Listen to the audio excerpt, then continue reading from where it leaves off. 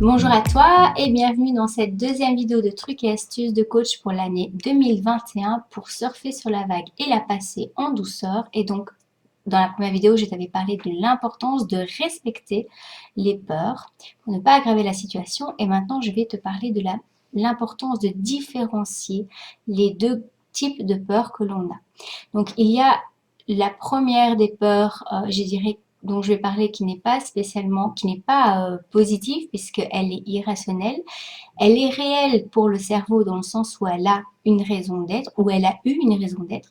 Ces peurs, elles font partie des problèmes, des traumatismes de l'enfance ou bien des traumatismes liés au système familial ou bien même au système environnemental qui peuvent être aussi vécus à cause de programmations liées à l'environnement ou à l'éducation.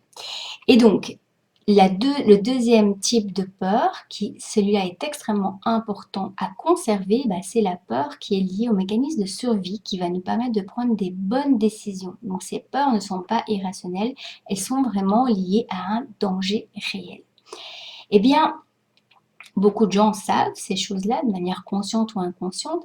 La différence à faire entre ces deux, elle va être capitale pour ne pas se faire manipuler, pour savoir si ce qu'on ressent est juste ou pas. Parce qu'en fait, comme le manipulateur va utiliser des peurs qu'il va induire ou des peurs que tu n'as pas travaillées et qu'il va utiliser, eh bien, il va pouvoir t'influencer pour prendre des décisions qui ne seront pas bonnes pour toi, mais bonnes pour lui, pour son plan.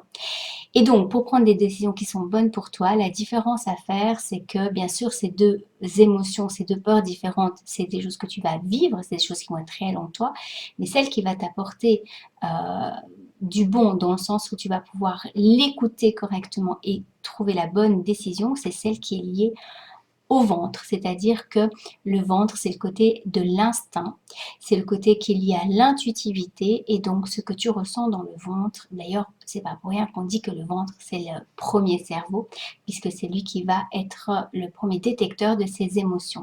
Et donc, tout ce qui est lié à ce ressenti que tu as dans le ventre, c'est une peur qu'il faut vraiment prendre en compte et qui va te parler d'un danger réel. Donc si lorsque tu rencontres une personne, tu le sens pas, tu as mal au ventre et que tu sens que ce qu'il est en train de te dire, ça ne te convient pas, eh bien là, sois vraiment à l'écoute. Pour les autres peurs, eh bien il est important d'en tenir compte dans le sens où il va falloir les écouter pour pouvoir les travailler, soit prendre des décisions qui vont faire en sorte que même si ces peurs ne sont pas justifiées à ce moment-là, eh bien on va prendre des décisions qui vont nous rassurer. Et donc là, il faudra bien faire attention à cela et bien sûr de pouvoir travailler ses peurs. Dans les prochaines vidéos, je vais te donner des petits trucs et astuces pour pouvoir travailler toi-même les peurs que tu as dans le moment présent, dans le passé. Et puis pour les peurs bien plus profondes, et bien là, je t'encourage à être accompagné. Sur ce, passe une bonne journée et on se dit à tout bientôt. Ciao, ciao!